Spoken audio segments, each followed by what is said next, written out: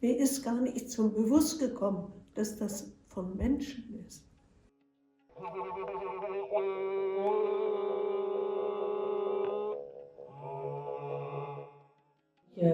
Geschenke zu machen, es waren oft Geschenke an die, ja, vom Gastgeberland, von Neuguinea in dem Fall.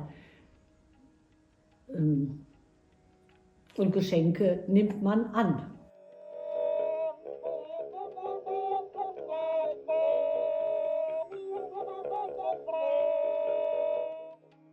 Ja, die objecten, dat is iets, een deel van het Missiemuseum waar nooit echt graag over gepraat werd. Ze waren daar en nou ja, niemand wist echt wat is de goede manier om daarmee om te gaan.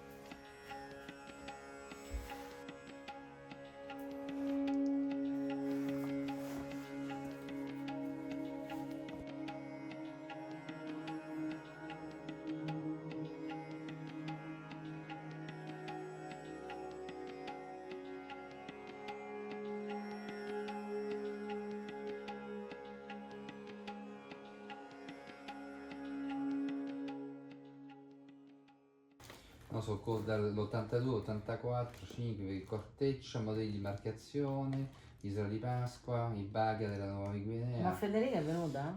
No.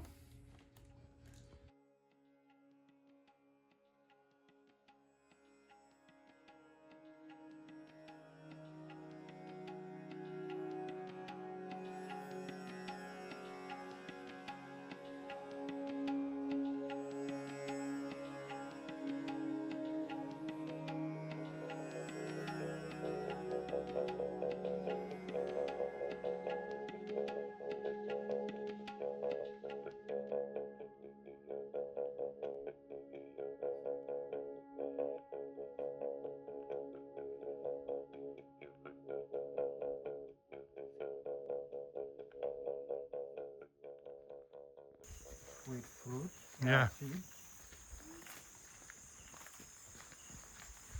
Lekker.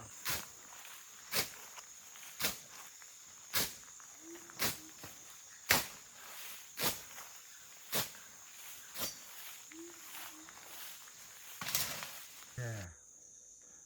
Jeetje. Jambi. Qua structuur ziet het er wel inderdaad hetzelfde uit. Maar of dan dat wat we in het monster tegenkomen ook echt daadwerkelijk aan het blad toegeschreven kan worden, of die soort boom of plant toegeschreven kan worden, dat durf ik op basis van wat we hier nu gevonden hebben, durf ik daar geen correlatie in te leggen.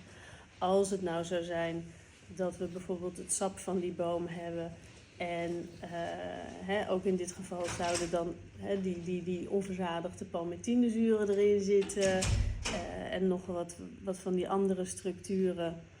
En je hebt ook nog eens die wolwas, dan zeg je van hé, dat zou dan wel daaraan gekoppeld kunnen worden.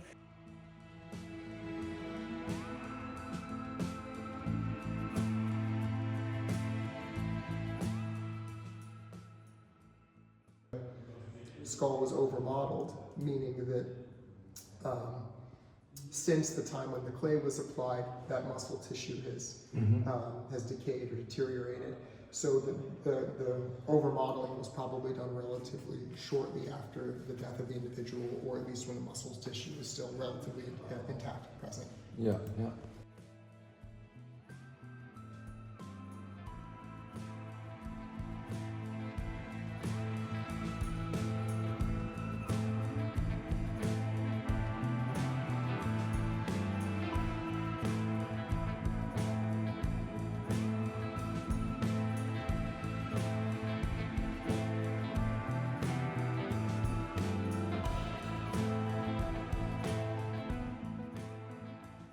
there's actually a hole on both sides. I don't know up here. This is a little bit difficult, but it appears to be that the bone is intact throughout.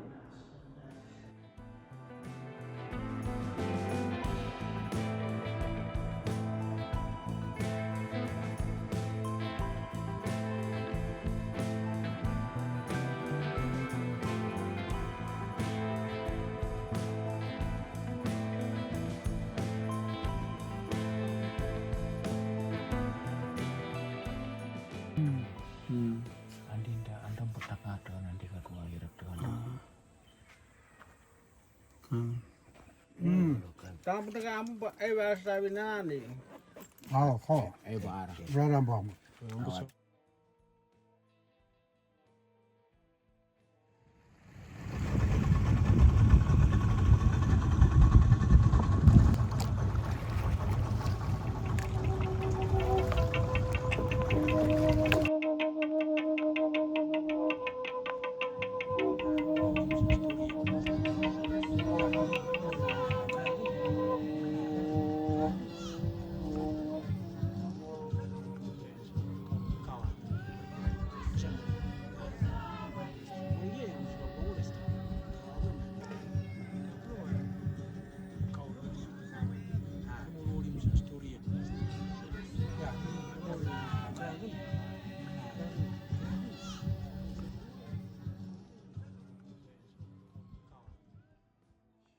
My name is Ronnie Bowie. My surname is Bowie. And then this is village of Kamenembit. And then the Spirit House is Kamenembit. That Spirit House now we are in. So I just want to tell some story about my ancestors.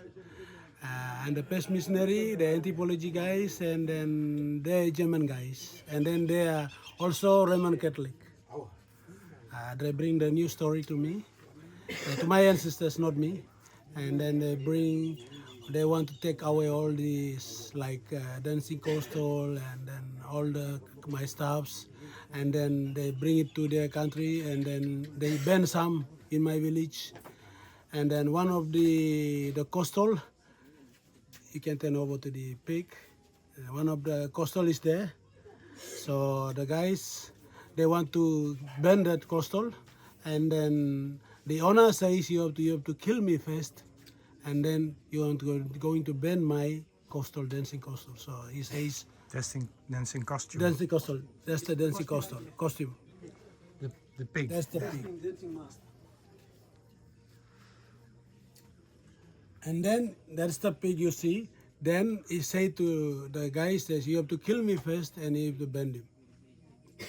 And the guys, anthropologists, the Roman Catholic guy says, no, we want to bring new life, new Bible, and then we don't want you to stay like this, same culture and everything with the change, and then you have to go to Christianity, and then you have to know the Bible, and then do good things.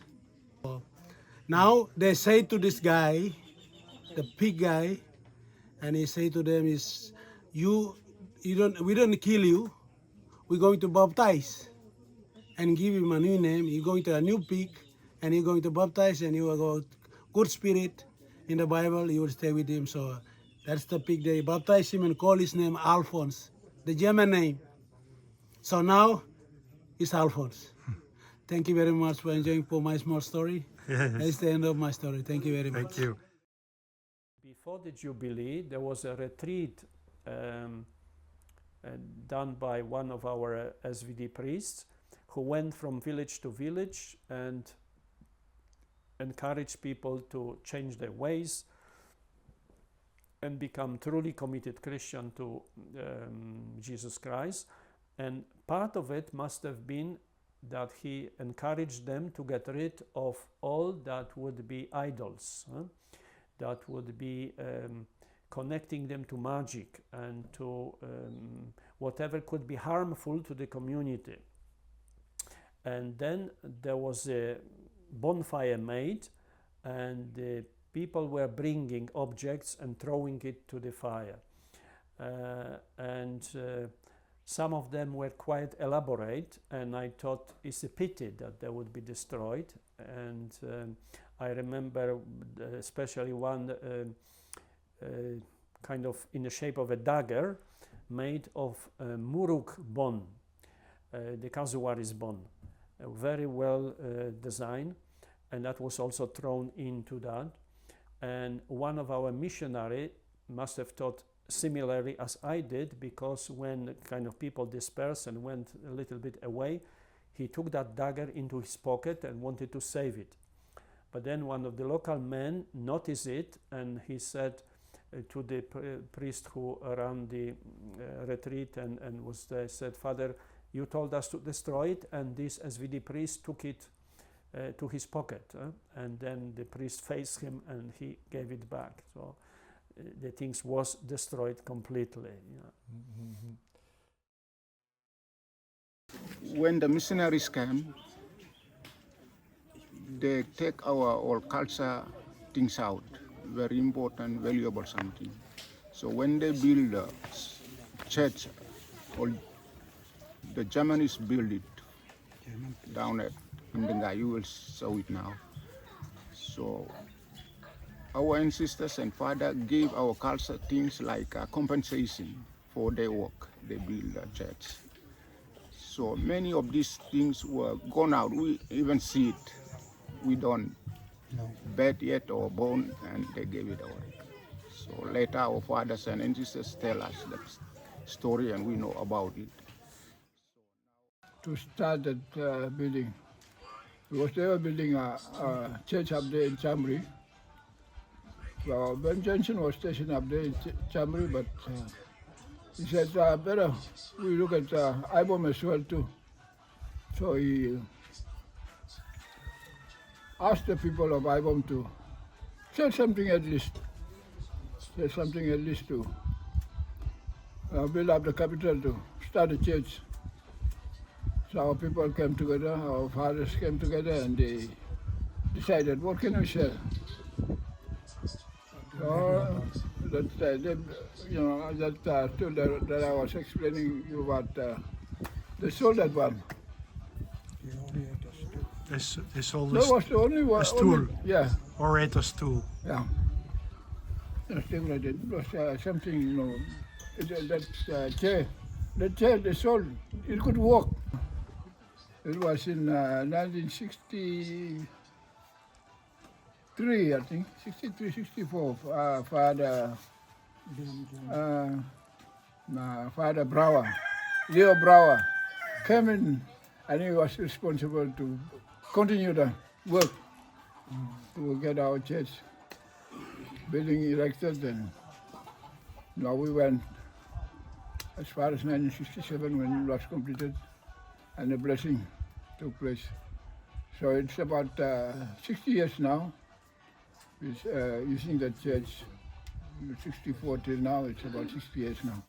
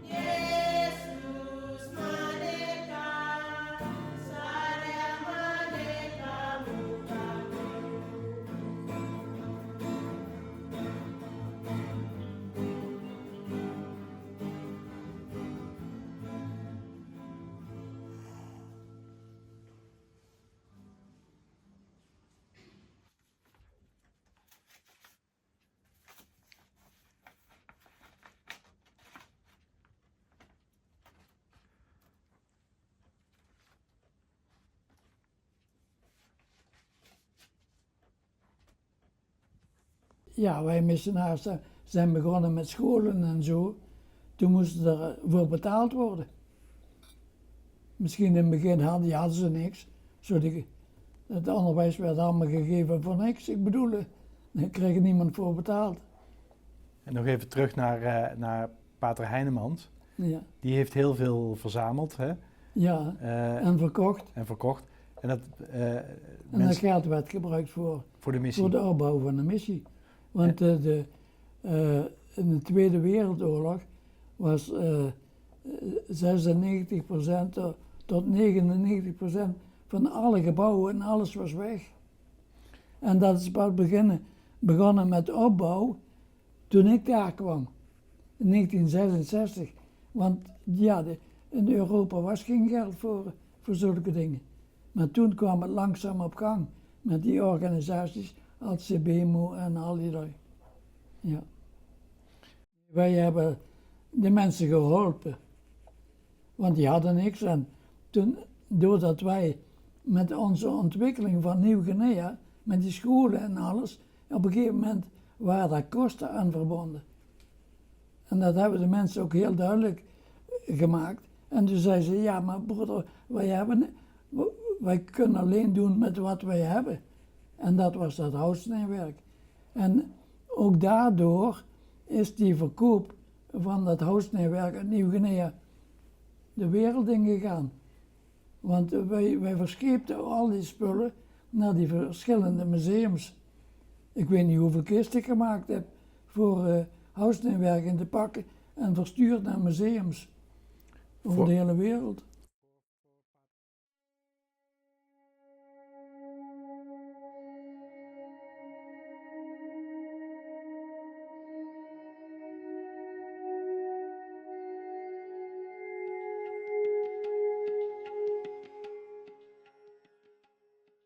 Since some of them, the ones that are decorated and painted, they were used as during ritual ceremonies, and it is the real head of the person in a family or a clan that was taken out of the graveyard and decorated, and it was put on display for the last time, and the whole night there was bamboo flute music, and they had this decorated skull dancing whole night, and women and children had to cry whole night till daybreak, and they just pulled the thing down, and maybe these ones were kept.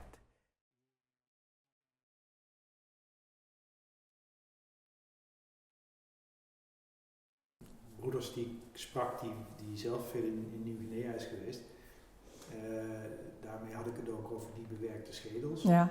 En die voelde zich daar nogal ongemakkelijk bij. En dat kwam ook omdat hij zei, toen hij voor het eerst in het museum kwam, toen ging hij kijken en toen stond er bij die schedels een bordje Menschenfresser. Ja. Dat hebben we weggehaald. Dat was pater Jurgen Ommerborn. Ik heb hem ook gesproken. En datzelfde ongemak. Hij heeft echt tegen mij gezegd, dat moet eruit. Maar wij hebben het steeds laten liggen. En dat bordje Menschenfresser, dat hebben we uitgehaald. Ook te meer omdat ik een documentaire had gezien, een Japanse documentaire, waarin een ander verhaal werd verteld dan Menschenfresser en afgeslagen hoofden. Ook het opgraven van voorouders kwam daarin prachtig aan bod. Dat was heel mooi. En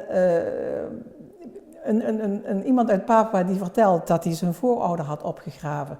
En hij had hem zo voor zich. En aan profiel, je zag hier zo die schedel en zijn profiel erbij, was hij tegen die schedel aan het praten en het was heel liefdevol. Dus dat verhaal van de Menschenfresser, de menseneters en afgeslagen hoofden, dat heb ik nooit echt verteld. Alleen dat. Ik heb altijd gezegd, kan, maar er is ook een ander verhaal.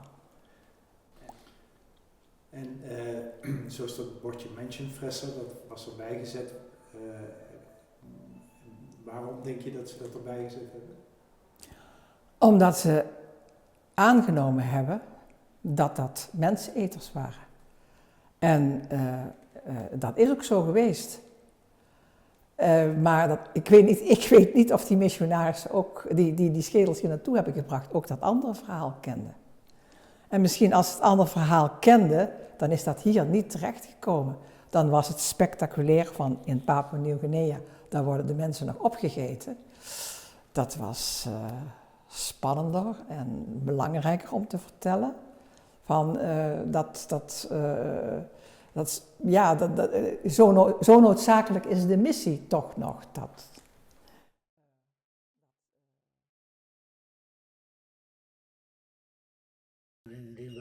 Ja, dat is zo.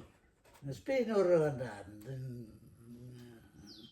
De blessing go continue to grinder one. Power now what now? Whatever they do, and they display how it is, let it be that way. Because we have no more use with this. When it is in the community or society, in the spirit house, it has spirit. Now they have taken it away for a long time and it is no more spirit. There were new ones already replaced and the spirits are back with us. And that, what they took away is no use to us. What do you think about these modeled skulls? Can they be shown in the museum? Sure, it's like the people in the village mentioned, when they left the country they were useless, so they're just normal objects, like any normal objects, so they can be exhibited if they want to. Yeah. He says, let them bury the skulls. They have to rise up at the last day. God tells us to bury our dead. And those skulls have to reunite with other dead person and come back again and rise up again at the last day. So there is no use to keep them. Buried. Okay, thank you. God bless. Thank you. Thank you for your blessing.